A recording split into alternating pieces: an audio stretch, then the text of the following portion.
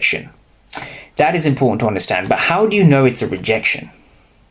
Well, the only way you can really see it's a rejection is by understanding the order flow footprint charts.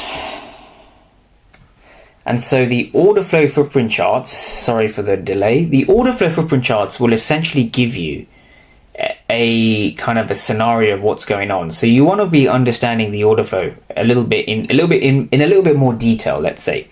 So if you just take a look at this entry, so I took an entry on that day, so I went in with 11 contracts. So that my entry was at 63.15, stop loss just at about 63.10. So that gives me about 5-point stop for about a 10-point reward. So this was just about 2-to-1 risk reward where I took my first target.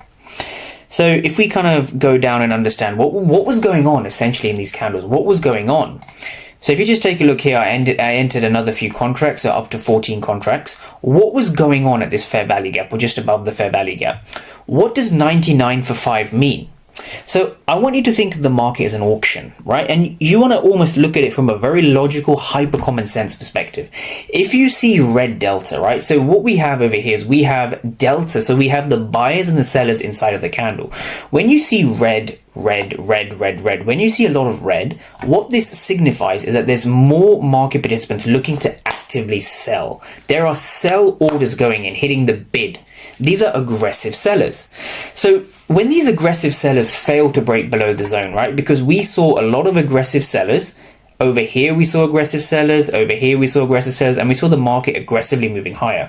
1, 2, and then 3. So my entry was just at this break over here. So that 63.14 was my second entry, a resize entry, if you like. So what essentially was going on was the reason why this was a kind of an A+ setup for me, and of course it did rally all the way to the target. So you want to understand a couple of things, right? Trading the power of 3 and trading ICT alone isn't enough. It's not enough to key off a fair value gap. It's not enough to rely on the power of 3, and it's not enough to rely on a silver bullet or a market structure shift. What you need to rely on, or what you need to understand, is what is going